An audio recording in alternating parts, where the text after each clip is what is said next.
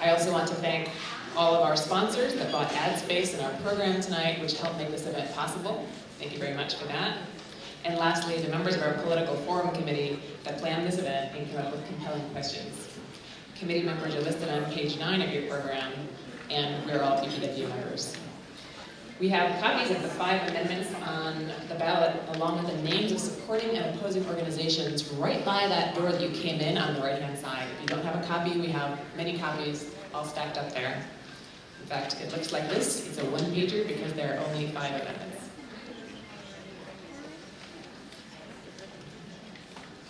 Now please stand for the Pledge of Allegiance.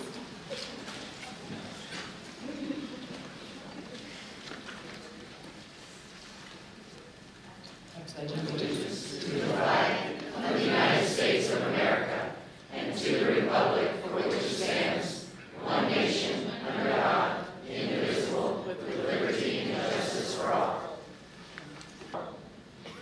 Thank you. You may be seated. Next, I'm going to introduce our moderator, Gina Bellini. Her entire bio is listed on page 9 as a BPW Political Forum Committee member. But for those of you who are not already aware, she has served as president of the Upper Keys BPW chapter for 5 years. She's also, and if you're not already aware, she has also been the Woman of the Year for BPW as well. And she recently handed off that role of president this year to Laura Mopin, who I want to recognize. Please stand and wave. Thank you, Laura. Gina is an owner and manager of Doc's Diner here in Key Largo. Again, a past BPW Woman of the Year and president, but most importantly, he's just this year become a mother. Another very exciting role. Please welcome Gina Bellini to the podium.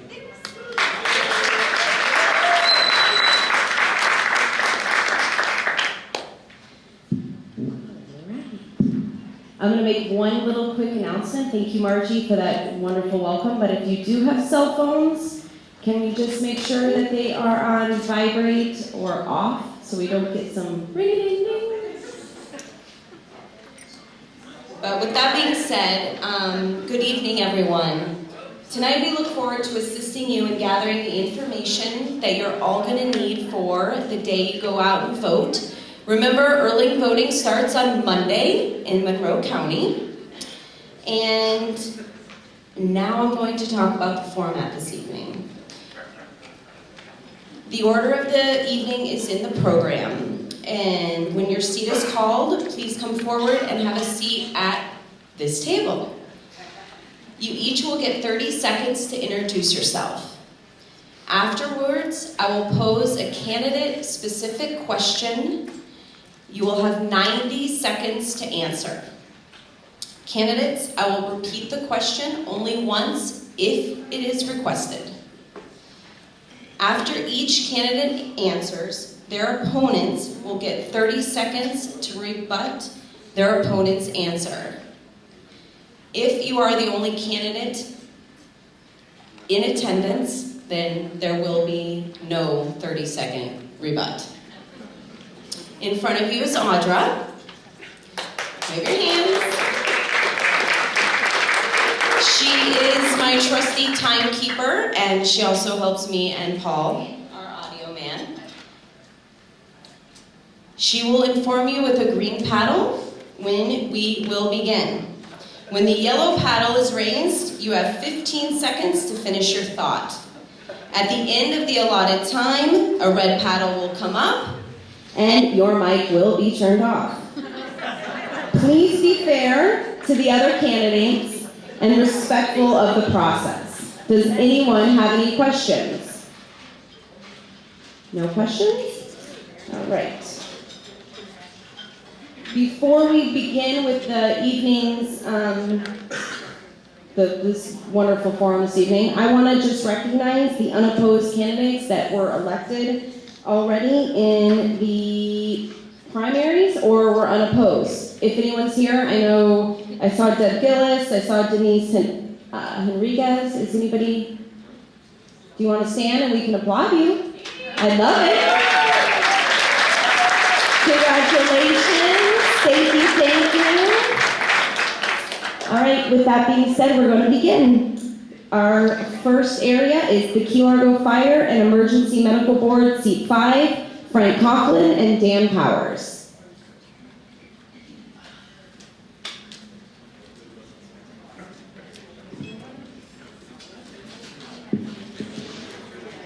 And you can have a seat. Yeah. We went by alphabetical for last name. So Frank, you'll begin. Guys, if you could please keep your conversations down, that'd be appreciated and respectful to our candidates. Frank, please begin. 30-second introduction. Pay attention to Audra. Good evening. Thanks for everybody coming out here today. My name is Frank Conklin. I've lived in Key since 1977. I went through all the schools in Key Largo Elementary School, graduated Carl Shores in 1990, became an electrician in 1992, still electrician today. Been also on the fire department in Key Largo for over 20 years, so I've got a lot of experience and background in that. My vision for the future of Key Largo Fire will be working with the district and keeping a strong combination fire department. Thank you. 30 seconds, Dan. My name's Dan Powers. I've been in the Keys for 35 years. I've lived in Silver Shores. I'm married with 2 children. I was a 12 years Odyssey of the Mine director and a 25-year career firefighter with my paramedic, EMT, and firefighter. Thank you. All right, Frank, your question. If elected and the district is only allocated $150,000 over the next 5 years due to the current county budget constraints, what would you spend the money on during your term? We would work together as a district and see what our needs are. Currently, we have needs for SBA packs, which is the air packs that firefighters wear in their back, as well as updating some radio equipment. And we also just need, as well as some extrication equipment. So we would take it on a needs-to-know basis of what do we need most at that time that we can receive with grants or other money. You still have time if you'd like to. Okay. We have a truck replacement schedule, so we don't have to worry about the payments on trucks, because we have a system that's set up where we purchase trucks at the end of their life usage. And we would have to work together as a committee and see what we need most for the fire department. Some of it is staffing. We need to make sure that we have enough people on both north and south stations so that we can guarantee 24-hour response for Key Largo Ambulance, Key Largo Fire. And we just work as a group and get teams together and see where the money is needed to be spent and use it properly and save on taxes. Thank you.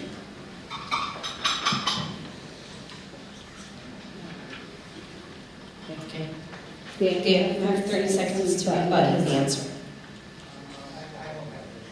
Okay. All right. Dan? The firefighter one course currently costs the district $5,000 annually. The county currently offers the same course. Does it make sense for both the district and the county to offer the same curriculum? Yes, it does. Yes, it does make sense for them to offer the same curriculum. In order for anybody in the Upper Keys, and we want to pick up our staff. Hold on, I apologize. Did you turn your microphone off? Red light. I'm sorry. Yes, I do believe that we need to have the services in both areas. The service here is, in order for us to keep up the staffing and to keep up the volunteerism, we are trying to make it a lot easier for them, rather than to travel 30, 40, 50 miles to go to these classes. We have a system with the fire department right now that presently has a Fire 1 class going on. And with the ambulance corps, we are also working, and they have EMT classes. It makes it a lot easier for the community to go 10 miles compared to 50. And in order to keep the volunteers, once they complete these courses, they make an agreement with us to go ahead and have a one-year contract that we can keep them for 1 year. So it does make it nicer to keep it in the community, and we do have all the instructors that are proper, and the state. In order to be considered a certified state firefighter, you need to have your Fire 1. If you do not have your Fire 1, you are not a firefighter. So we are making it better for the community to provide this. Okay. Frank, do you have any? No, there's not. He's definitely correct. Okay, well, thank you both very much.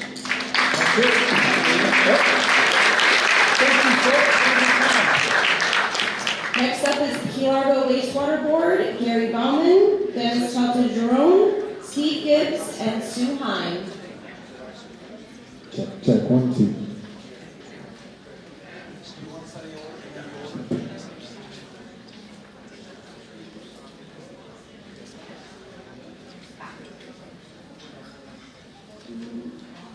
See, I don't have to share it, Mike. I said I don't have to share a microphone tonight. So no Steve Gibbs. No Steve Gibbs? No Steve Gibbs, okay?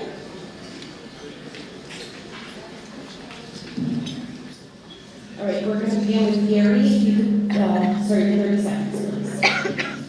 I'm Gary Bauman. I've been in the Keys for over 30 years now. I have an MBA from the University of Chicago.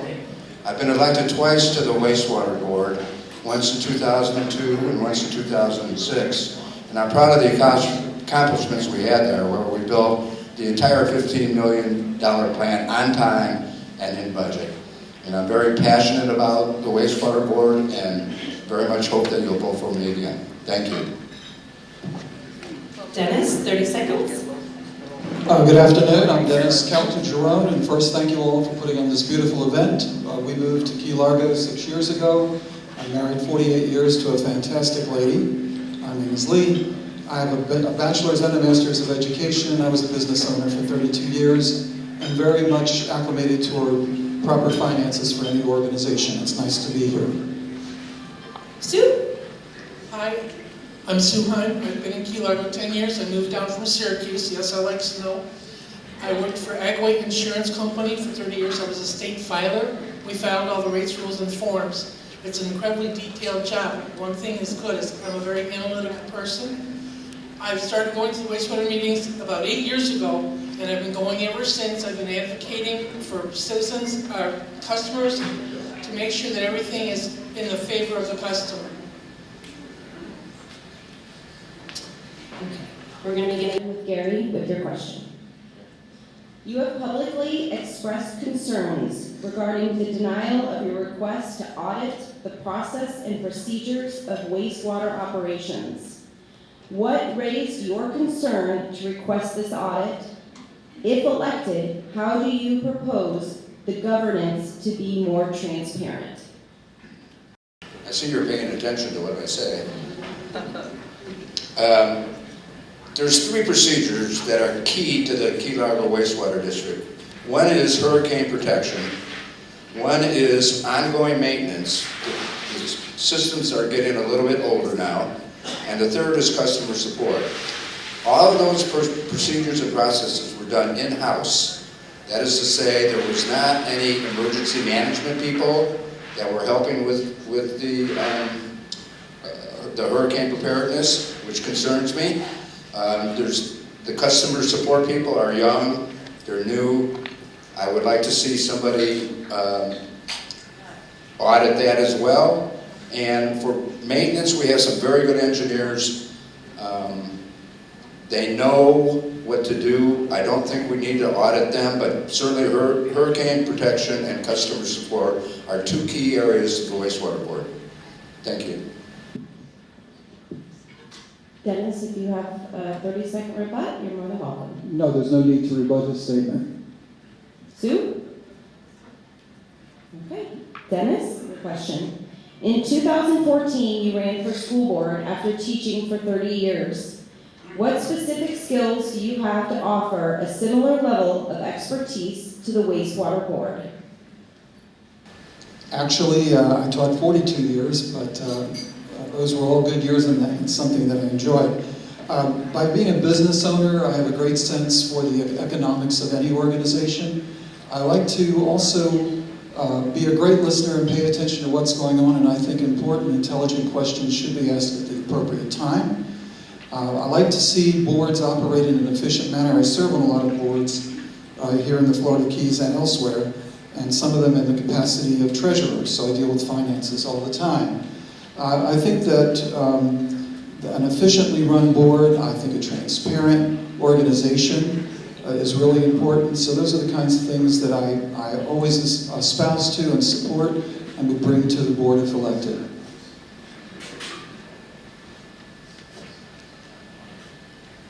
Sue, would you like to? Gary? Sue, you have stated that your primary goal is to offer discounts to seniors. How would you balance the overall budget given your fiduciary role to the entire community?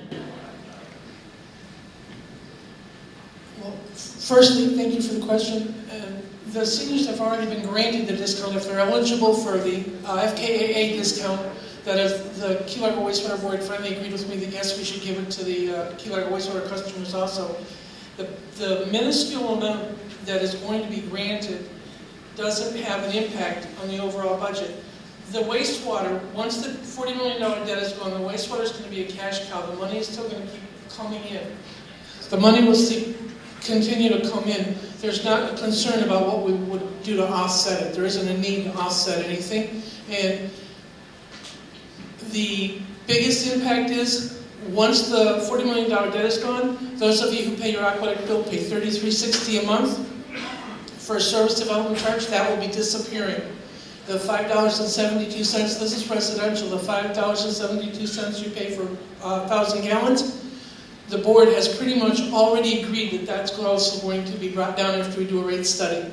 Again, I don't really think that's going to be, those low seniors are going to be an impact. Gary, do you have anything to comment on? Yeah? No, she's right. Dennis? No, she's spot on. Okay. Well, that's all. Thank you guys very much.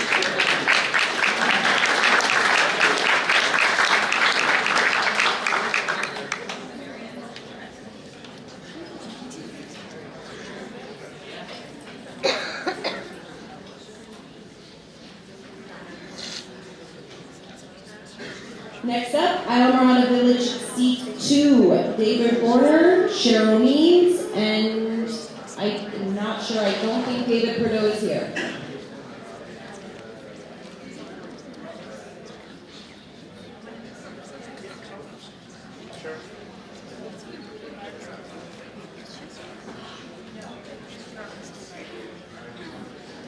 No David Prideaux, correct? Ooh.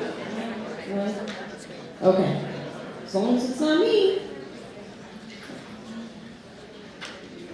All right, everyone, we are going to continue with our program. If you could just be respectful, please. Thank you. Okay, David, you have 30 seconds to introduce yourself. Are you okay on the mic? Is it? Okay, perfect. 30 seconds. Good evening, I'm David Garner. I'm a 16-year resident of Islamorada, and 13 years of that I spent working in the village government process. 2003, I was to serve 3 terms on the LPA, local planning agency. Served 2 terms at village council, including as mayor. Since then, I've served in several committees. I basically asked to get my old job back again, to go back and work for the village. I was very successful in the past, getting a lot of different ordinances through, from affordable housing to community character, to wastewater funding. I've been the president of the art districts for the past 3 years and continue the process. Cheryl? Thank you, BPW, for this forum. I cannot believe that Prideaux missed out on all these beautiful women tonight. Oh, come on, it's a joke right now. Anyway, The greatest compliment that somebody paid me recently was that they couldn't vote for me because I was too ethical, and during that conversation I listened to a problem he had, and I proposed a legal and ethical solution, one that wouldn't have him cutting corners or making deals. I believe I honestly earned his support. He didn't need a puppet, he needed a smart, logical, ethical problem solver. David, the Village Council has seen a lot of growth and progress since your term in 2010. Moving forward, what can you offer the village that you feel is an improvement over what the council is currently doing? One thing I'd like to work on right now, which I'm doing through the Art District, is work on our business districts to create such things as a parking district, to change some of the regulations to create more of a walking area. Currently, we require that every business have on-site parking. Park once, walk everywhere. Things of this nature. Other elements, we had the big business coming in, Western Marines coming in town, Walgreens coming in town. We started the community character standards, architectural standards, to make them blend in. We want to continue that process. The idea is to keep all the models as a very nice and a small town community character. We have to do a diligent effort to do that. It takes the council's efforts. And the other things, we've got some other major problems coming up. We've got stormwater funding. We also have issues with the build-out, where another 7 years ago, no more building permits. The governments have to power those lots that are empty. So we've got some major problems ahead of us. I want to use my experience to address all those issues. Cheryl, would you like to? You have 30 seconds to respond. So Marana District is a 6-block district right now. There's a lot more to Isla Mirada than that. I think that now that Seth Lawless has come in and we have a new manager, it's a good opportunity to talk about doing is and should maps inside the village in order to ensure that we can cut the budget a little bit every year. The budget's gone up a tremendous amount, well, this year. And I think it's a good time for taking a look at budgets and opportunities to save money. Cheryl, your question. As a new business owner in Isla Mirada, what is the biggest challenge you face, and how would you address those concerns as a council member? So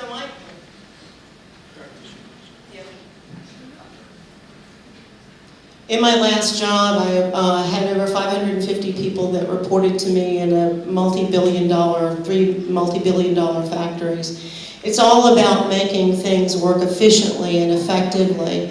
One of the things that I struggle with as a business owner is the permitting, the planning and the permitting process, and I hear that time after time. I know some friends whose families or a family member has been damaged in a car accident, and they struggle to modify their house legally. I think a lot of people build off permit because the system needs to be streamlined, which is a really super easy thing to do. And I would love to talk to the new village manager and the council members about putting together opportunities to streamline those processes, because every employee wants to do a good job, and they can't do a good job if they're sitting inside a broken system. David, you have 30 seconds, please. Our planning department has become a regulatory department, not a planning department, unfortunately. It tells you how not to do something. The process needs to be such that how to guide somebody through so that it meets the comprehensive plan, meets the goals of the community, and gets the job done in a proper procedure, but encouragement, not just say no. So I'd like to see a big change here, an effort to bring this forth to a visionary and more progressive planning process. Right. Thank you both very much. Next up is the Colorado Village Seat 5, Jill Borski and Mike Forrester.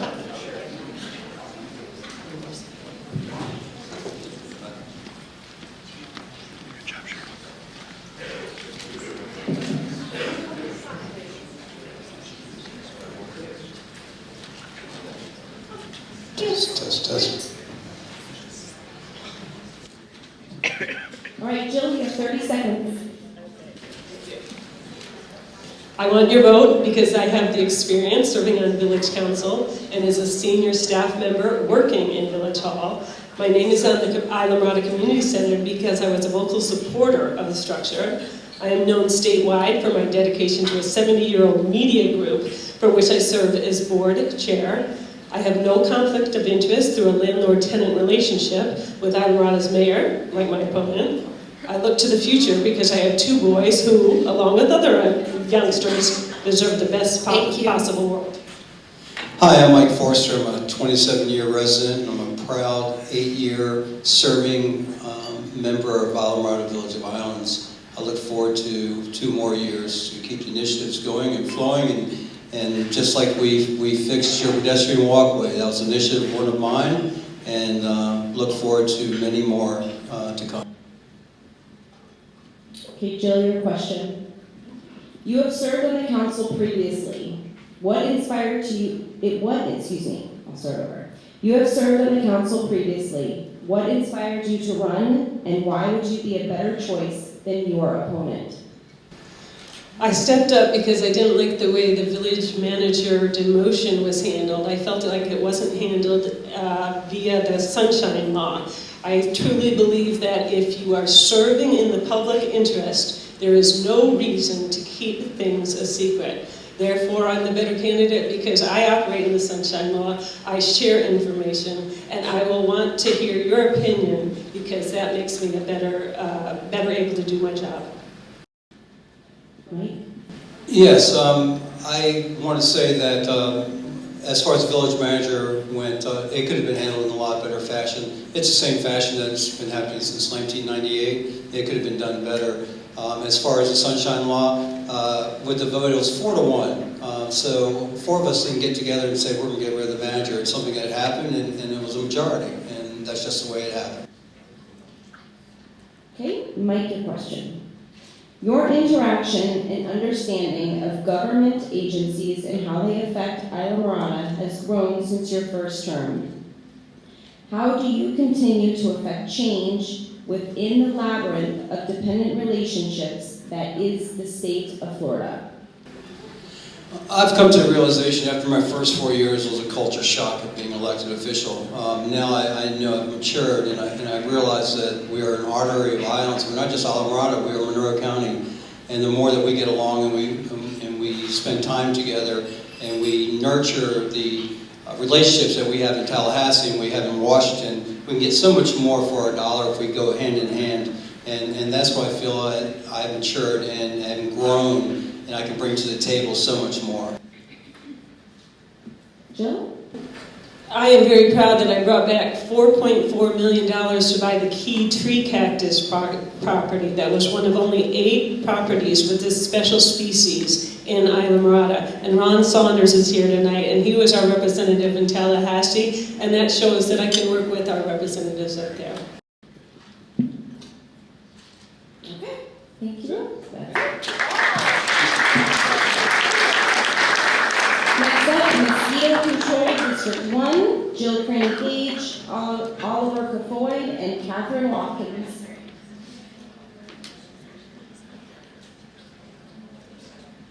Yeah, I'll call you. I'll let you know who goes next.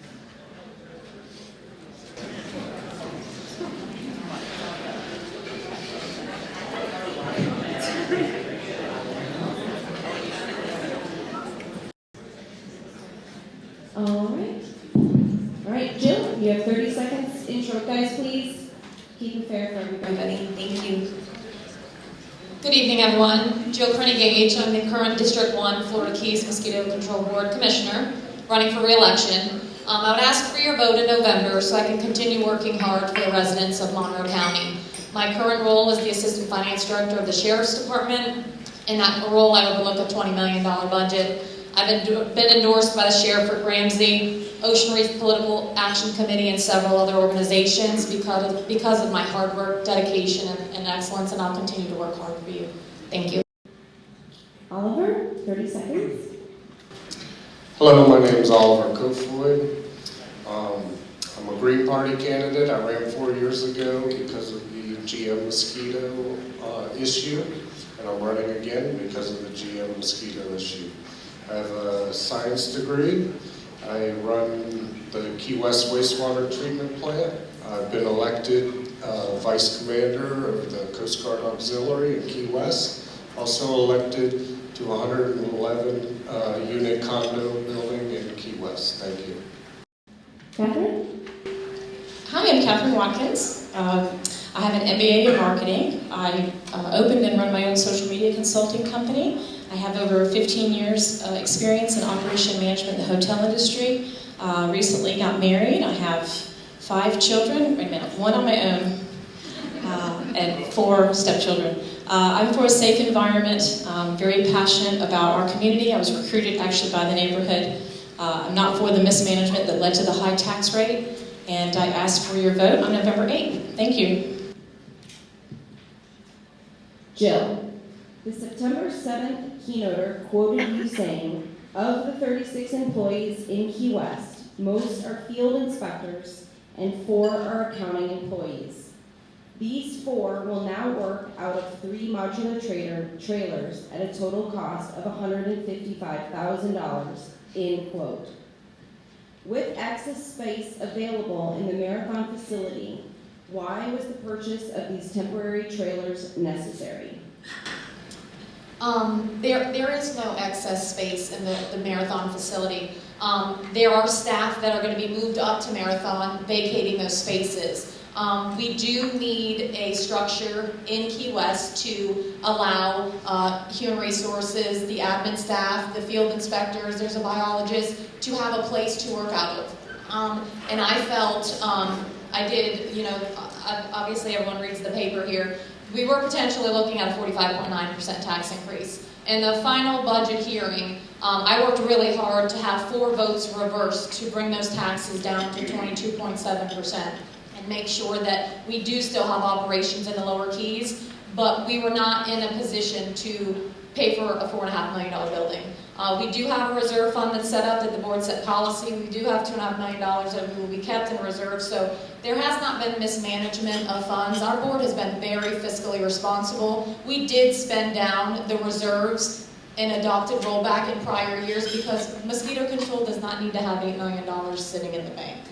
So there will be staff in Key West. It's an operational decision. I'm a board member. I'm there for budget and policy. Our new operations director will make that decision if she wants staff in Key West or to move to Marathon. That board members shouldn't be getting involved in the day-to-day operations of the district, and I've reclused myself from those votes, so thank you. Oliver, you'd like to, you have 30 seconds. Let's address the building in Marathon. We do have enough space that we're able to actually rent out space to Oxytec to have their laboratory there. It's also going to be interesting that if the citizens vote down the referendum, if Marathon's going to actually be the seeding for the rest of the country if they decide to use GM mosquitoes. Thank you. Catherine? Let me tell you why we had the 46% tax increase. Our opponent, who sat in the decision-making seat, could have prevented that, but she chose to swap away the money. Meanwhile, knowing that we needed this building. She voted for the building almost 10 times. She changed her mind. She risked our public health by putting us in trailers. We are in a hurricane zone. The mosquito control is very important. We are as important as the health department, especially right now. Putting us in a trailer is a risk, and I don't agree. Thank you. Oliver, your question. You have voiced your opposition in the release of genetically modified mosquitoes in Monroe County. Aside from fear of the unknown, what science is behind your concern? From the beginning, I voiced concerns on questions that I had. So these questions were proposed to Derek with Oxytec, and the answers that I was getting from him didn't clarify that. So they have gone on, and they got an environmental assessment with FDA, and talking to the neighborhood in Key Haven, asking them how they feel about that. I felt that in science that they actually should have gone further and got an environmental impact statement. Now, this costs a little more money, takes a little more time, but I think that would quell a lot of the fears of the neighborhood. So that would address a lot of the issues like the release of females, and that they do release females. Also of reproduction between GM mosquitoes and the native species. Also with other animals that actually ingest the GM mosquito. So I brought all these issues up, and the company actually has spent a lot of money in PR to try and get this through. Another lady and I went through the neighborhood and asked the neighbors. So we actually did like a survey, and we found it went totally against what mosquito control is saying. Thank you. Catherine, you have 30 seconds if you'd like to. I agree with Ollie as well. There are some scientific concerns. There are over 30 of our doctors that have concerns with resistant bacteria on the mosquito. There is also the concern that they do not test the eggs for Zika or any other viruses before creating them genetically modified. It only takes 1%, it's only taking care of 1% of the population. We're still going to need pesticides and adulticides, and larvicide, and it's very expensive. The cost is $1.5 million, and it's a forever contract. So there are other options. Thank you very much. Jill? We're elected into this office. Our main goal is to protect the residents and the people of Monroe County. And it's our role to make sure that we're looking at the most innovative tools and techniques to keep our residents safe. I believe in science, but I also believe in listening to our constituents. There's a referendum on November 8th that the board has agreed to put out for Key Haven and Monroe County. And I've also said in every forum that I've sat at that I was elected in this position by you, and I will respect your voice and your vote. So as the referendum comes back, that's how I will vote in favor of this. Catherine, your question. There has been a debate about long-term versus short-term planning with regards to the construction of new facilities in the Lower Keys. Had you been on the board for this decision, how would you have voted? Well, 4 years ago, we had $8 million in reserve. We could have put aside $4 million for the building that we knew we needed, and we could have slowly increased taxes, and that for operations, and no one would have heard about the building. We wouldn't have been in the news. There wouldn't have been a huge tax increase. I believe in saving, and reserves are for the needs of the community to protect everyone. It is important that we diversify our resources. We need 3 strong buildings in the Keys. We live in a hurricane zone. We need to have that. I would have planned for it better. I would have thought ahead. And that's how would I have done. Thank you. Jill, you have 30 seconds if you'd like. Yeah, the tax increase came, we had money in reserves. It came down to the last couple of budget hearings when the director advised us of a 46% tax increase. The city of Marathon, there's many entities that have worked out of modular devices. We're gonna have a strong building that's gonna hold our chemicals. We are gonna have operations, they're not gonna be cut in Key West. It's our job to be fiscally responsible and to make sure that we're keeping your taxes low. That's why we spent those reserves down and adopted rollback, so we didn't have to raise taxes the first couple of years I was on the board. Oliver? This should have been taken care of 8 and 4 years ago. The current board choose to look at GM mosquitoes with the past director. There was no looking forward. I believe that the lack of leadership on the board actually has jeopardized our budget, has jeopardized us. So when you look forward, where are we? 20% tax increase, and we're not even budgeting. We're cutting the budget in some areas to do the 20%. Thank you. All right, thank you guys very much.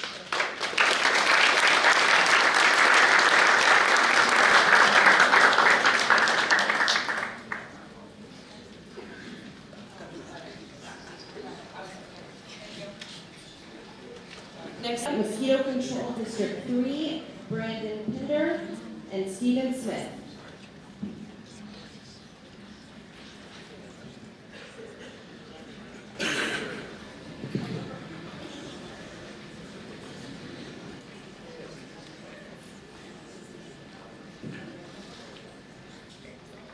Brandon, you can begin with the 30-second intro.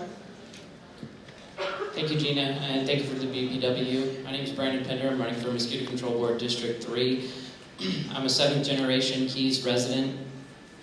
I'm working in information technology and hospitality for the last 7 years. I can use that expertise in information technology to bring to the board. I'm running on transparency, fiscal responsibility, and the safety, health, and economic well-being of our community. Thank you. Stephen? Hi, my name is Steve Smith, and I've been honored to serve this community for 20 years on the board. I am the commissioner who has the most education of any of the experience of any of the commissioners. I am the one who has brought forward the need to address the Key West building. For the last 8 years, I'm the one who voted against the budgets to spend our reserves. I'm the one who believes in good mosquito control, and what we need to do is what we're doing now, keep us safe from mosquito-borne diseases like Zika. Brandon, you have been quoted as saying that you disagree with the release of genetically modified mosquitoes for the time being, due to the lack of information about the after effects. In your opinion, what would the data need to show for you to agree to use genetically modified mosquitoes against the threat? Well, I just recently released a paper that goes into depth and clarifies my statement. You know, a lot of people have said that at this time, you know, they're just waiting until I'm elected to the board and then I'm going to vote for the mosquitoes. That's not the case. The case is that I stand with the resolution of the Key West City Commission that was adopted in 2012. The City Commission is opposed, and I'm quoting this, opposed to the introduction of genetically altered mosquitoes in Key West and the Florida Keys until further research is provided, approvals are obtained from an applicable regulatory body, operational standards are developed, and a plan to demonstrate measurable outcomes are described to the public. So there has been approval from the FDA on this issue. The approval has not been blanket statement for all of the United States. That has just been approved for a trial in Key Haven to see if the mosquitoes are even effective. Now, the Oxitec released an environmental assessment. In the environmental assessment, it states that 2 of the highest environmental sources of tetracycline are found in hospitals and wastewater treatment plants. Now, they also state that their mosquitoes can survive in the presence of tetracycline. If these mosquitoes are released there's a hospital and wastewater treatment plant in Key Haven, there's possibility that they could survive. Thank you. Stephen, you have 30 seconds to rebut his answer. Sure. We were fed the genetic mosquito program by our former director for the last 5 years. I supported it up to the point where I was realizing peer review is done by Oxitec people, not by independent folks, and I never could get an answer as to what this would cost us. It will cost us $1.5 million a year. It'll be an ongoing project. It is not opening a box of mosquitoes and taking care of the problem. It only takes care of part of it. There are other things we can do that are less controversial, probably safer for the environment, and I have a red flag. Stephen, your question. You have stated that you oppose the use of genetically modified mosquitoes without federal oversight, and even then, only if all other options were exhausted. What other options are available? We have had presentations on using a bacteria called Wolbachia. It's something that they infect male mosquitoes with. They mate with the female mosquitoes. She lays eggs that are infected with Wolbachia. One treatment for a few months of that could last up to 5 years. They also are experimenting with irradiated mosquitoes. They basically castrate them with radiation. They've gotten it tweaked down to the point now where the males are strong enough to mate with the females. Who would think we'd be talking about mosquitoes having sex? But it works. And it's a lot less controversial, and it's not pitting neighbor against neighbor, and it's not putting no consent signs in people's yards and having people being hostile about it. We have other things we can look at, and the genetic thing is not the magic cure-all, except once it happens, and there's a commercial release approved by the FDA, the makers of Oxitec, and I do not deny them the right for making a product, they will make a lot of money off of it, and the fact that it will be an ongoing usage Anywhere it's used, they'll make a lot of money on it. Question, why didn't any of the other communities, foreign countries, where they tested these, actually sign on except the Cayman Islands? We have a chance now to get some review and some research out of the Cayman Islands. They're using it commercially there. That will make a good determination for us. But right now, the voters, at my insistence, have a ballot question and they can make their voices known. And I'm proud to say I sponsored that resolution and pushed it forward. And I'm cut off again. Brandon, you have 30 seconds. Well, as was mentioned previously, my opponent was for the GM mosquitoes when they were proposed in 2012. So I just wanted to state that his opinion was not changed until just recently, where he was approached by the Florida Keys Environmental Coalition and signed a pledge that he would agree to vote against the GM mosquito release. Okay, thank you guys very much.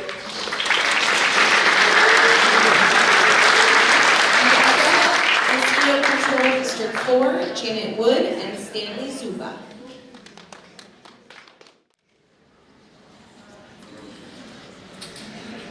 Janet, you have 30 seconds to introduce yourself. Can you hear me? Good evening. My name is Janet Wood.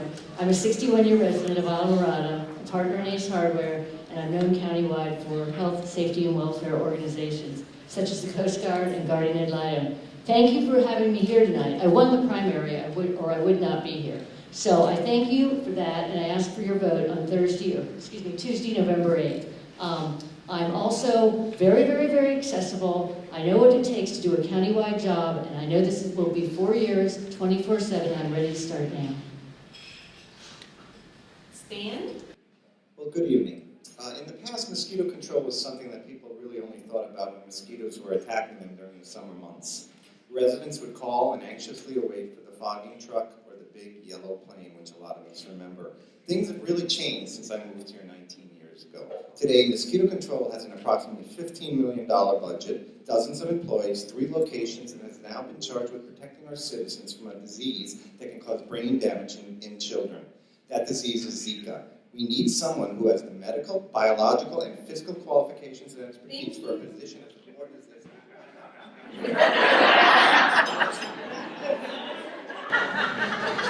Janet, your question. What do you see as the most important issue facing the Mosquito Control Board, and specify what skills you have that will prepare you to address the critical concerns facing the Mosquito Control Board?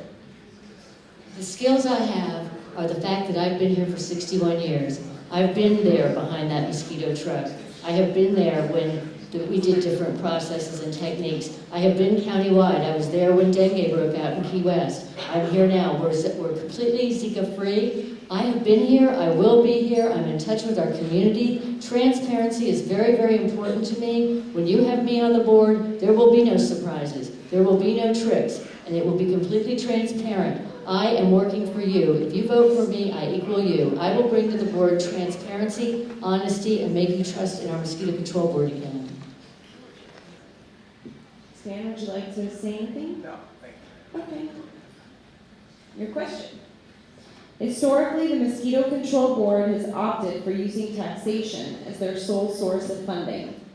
On your website, you state that you don't believe that any government agency should ever raise taxes as a first resort. If elected, what other funding alternatives would you suggest? Well, what I meant by that is that no government agency should raise taxes as their first resort. Absolutely. And to raise taxes for this building 46% was really an astronomical mistake.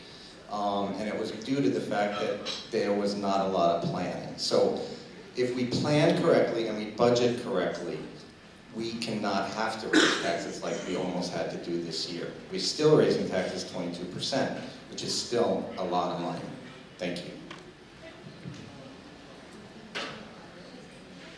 You can speak. I also want to add to that, sometimes you need to raise taxes. We have the best mosquito control in the nation, if not in the world. If we start cutting things here and there, the next thing you know, we'll be in the same position Miami is. Sometimes you've got to raise taxes. We should have had that building done. If taxes need to be raised, they're not that much as it is. Sometimes you've got to spend the money or you'll lose the quality and the service that you've got. All right, thank you. All right, let's move on with our program. Next up, Public Defender. No, I apologize. Yes, Public Defender, Circuit 16, Trish Gibson and Robert Lockwood.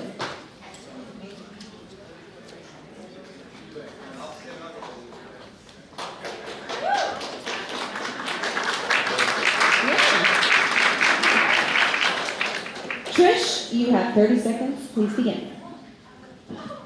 Hello, my name is Trish Doherty Gibson.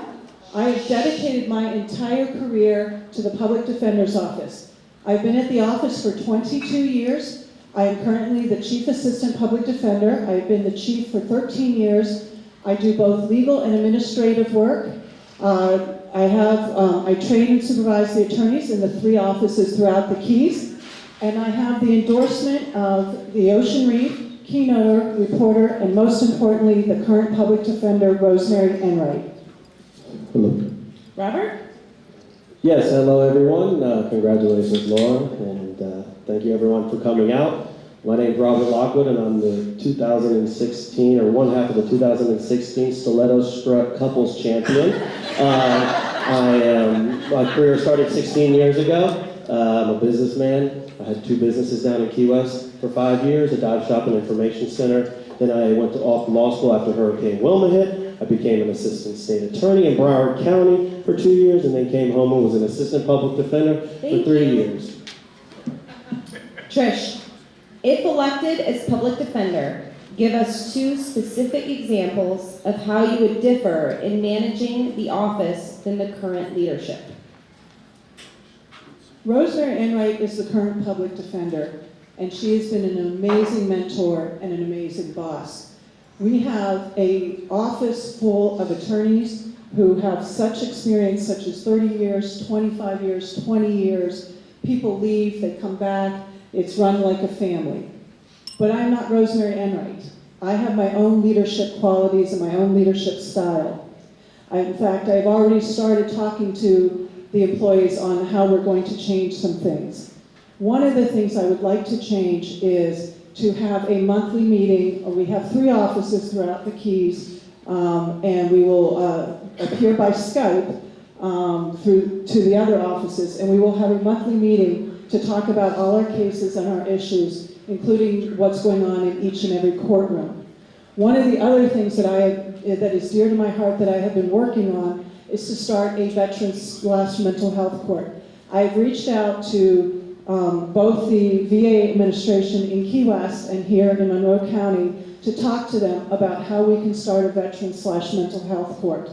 I have also talked to the office manager about getting funding for that project.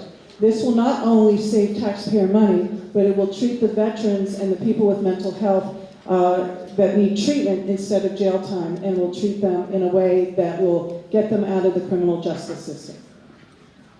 Robert, you have 30 seconds.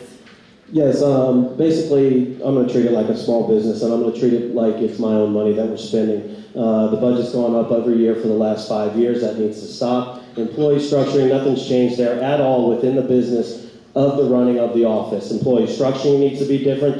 The attorneys don't have enough to do when the misdemeanor courts, because I was there. The older attorneys are wonderful, but the structure there needs to change. We need technology, we need a website, we need information for our clients that can't get information. There's no website. We're using 3-page carbon copy paper. There's so much places to save money, it's unbelievable. Trish, you have 30 seconds. Oh no, sorry. My apologies. No, I'm sorry. Robert, your question. Currently, the Public Defender's Office has a substantial number of staff in administrative positions. Some are supportive and some are attorneys paid to perform administrative jobs. Do you believe the current office is too administratively heavy? And what is your stance on attorneys being compensated to do administrative work? Well, it's an interesting question. It goes down to employee structuring and structuring of what all the employees do. I've said at another forum, Ms. Doherty right now makes $100,000 a year and doesn't have any cases, or maybe one case, and that's only been within the time that we've been running the candidacy, and I just don't think that that's fair. I started as a disadvantage when I ran this candidacy, and the office has changed, and the structure needs to be put in place, and attorneys need to do attorney work, and when I get in there, I'll do the administrative work, and there's too much. There's no change. There needs a structure, and there needs to be a structure in place and that's fair to everyone, that can reduce costs. Nothing has changed there, and I will evaluate everything, go over what is spent, what is used, how it's used, and how the attorneys are structured is a very important way, because you have to be able to use the courtroom and the court system in a proper way. The administrative staff, I've done administrative work. I had my own business. A lot of said is starting from the bottom. I know all the employees. I'm friends with them. I got to know them. They respect me and I respect them. And I know what they do. I know what they do at the jail, and I know what they do sitting there. Thank you. Trish, you have 30 seconds. Yes, my opponent has no idea what I do at the Public Defender's Office. He's been unemployed since February and has not been at the office since February. I do have cases. I have cases up and down the Keys. I have every Jimmy Rice case, which is a sexually violent predator case that is in Monroe County. I have a huge case going on in Monroe County. Most chief assistants do both public and administrative work. The state attorney's chief assistant has no cases. I have cases. $100,000 after 22 years. Thank you guys very much. So much.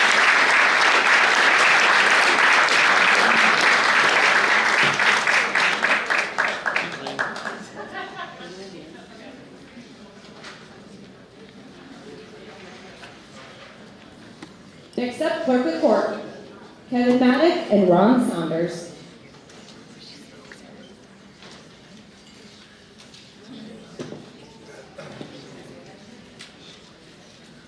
Kevin, you can begin with 30 seconds.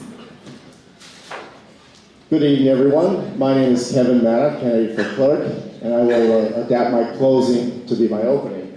But I want to ask you a very simple question.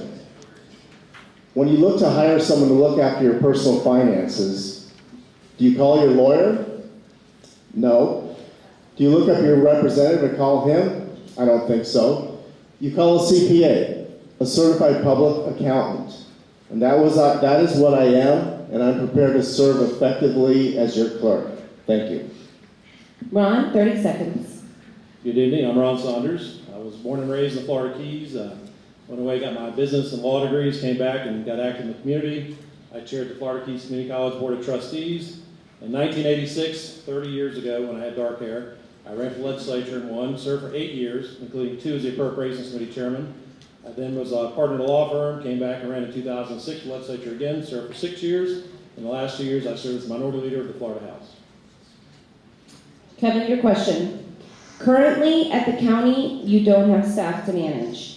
There have been recent revelations regarding the dysfunction in the clerk's office. If elected, how would you successfully manage the staff of over 100 to restore the health of the office? Well, the clerk's office is in a bit of disarray, and management skills are not based on the number of staff. It's based on how well you interact with people. Now, I have a record of managing staff in the clerk's office for 8 years. I helped run the finance department. That was 20 to 25 people, but again, the numbers don't matter. The results matter. And in my 8 years there, of the 6 supervisors that reported to me, none left. And this is in Monroe County where turnover is high. None left. For the rest of the staff, turnover was negligible.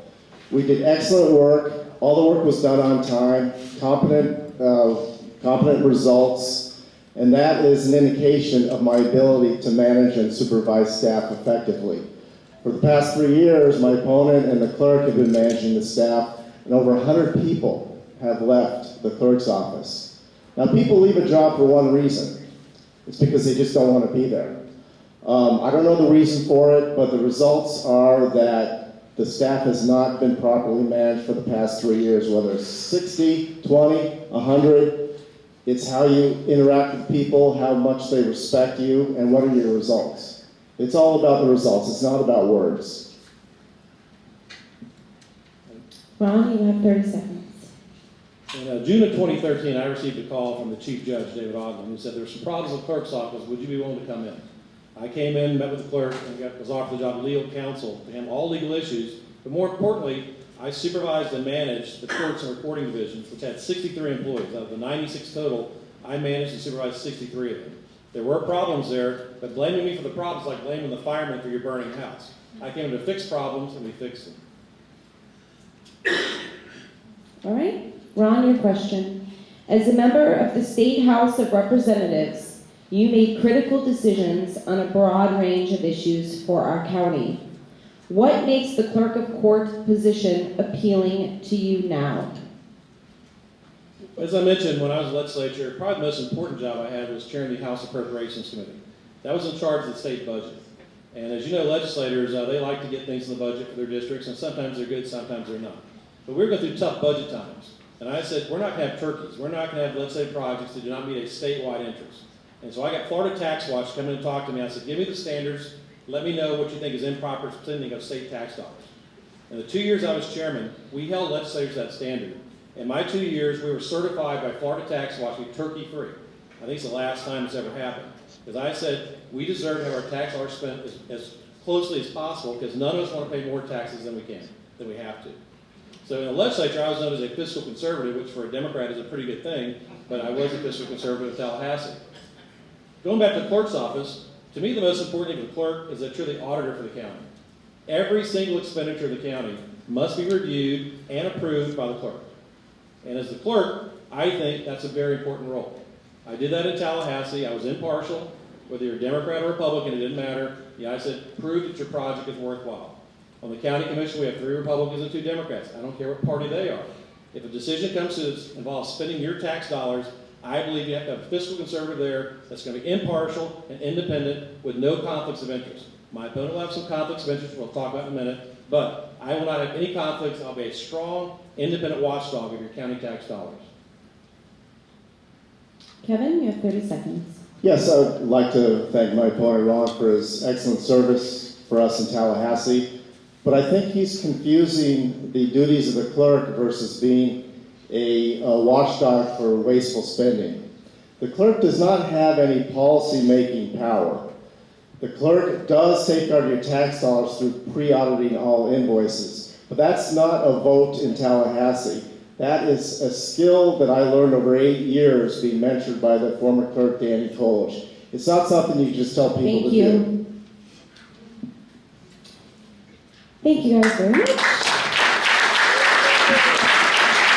We celebrate women in business. And as the Upper Keys Business and Professional Women, we of course celebrate this. We have many members that are a part of our organization that own businesses, run businesses, work for businesses. Some are even mothers, but that's a business in itself as well that I'm learning myself. But October celebrates these women in business, and we salute you. We salute the women, and we salute the businesses that they run.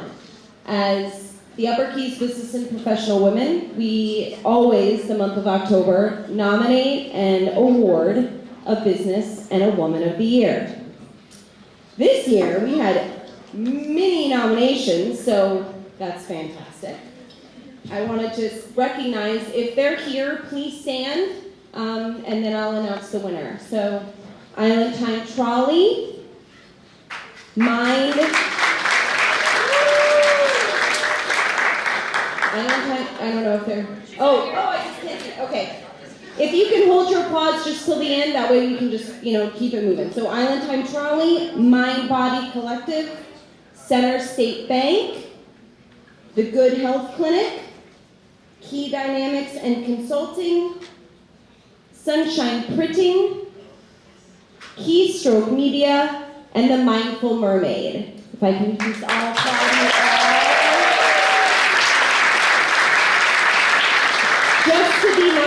nominated is fantastic. We have close to 90 people in our organization, so just to be nominated is an honor. This year, we had a tie, and I'm just going to get on with it. The two businesses that tied are Island Time Trolley and the Good Health Clinic.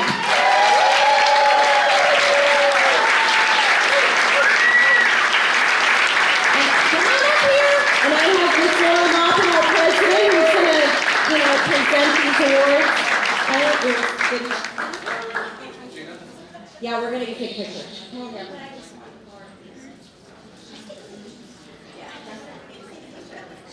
To stand in front or right here? Right here?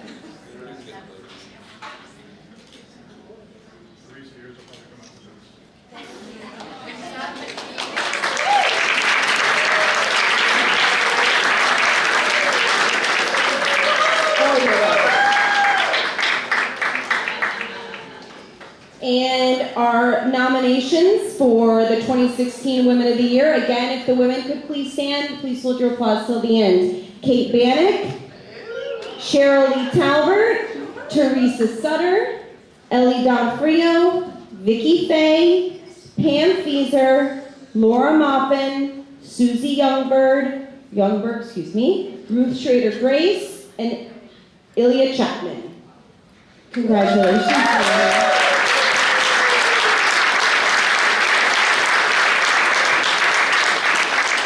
Our 2016 award winner is a woman that I am so thankful to have met 4 years ago, Miss Laura Maupin.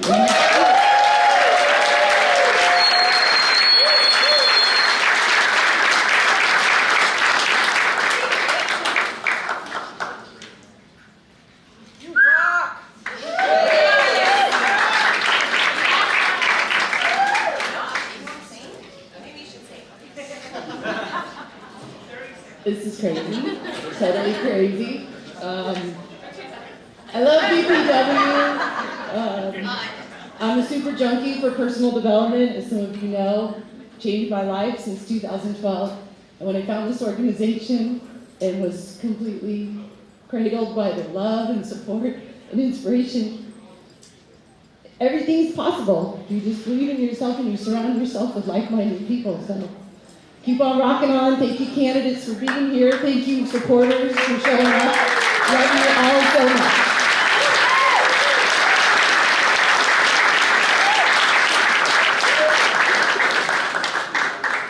Thank you, Laura.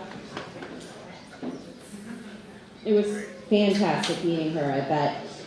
Business Expo that Pam always hosts so fabulously, that is what brought Laura into our organization. Was it 4 years ago, Laura? Yes, it was.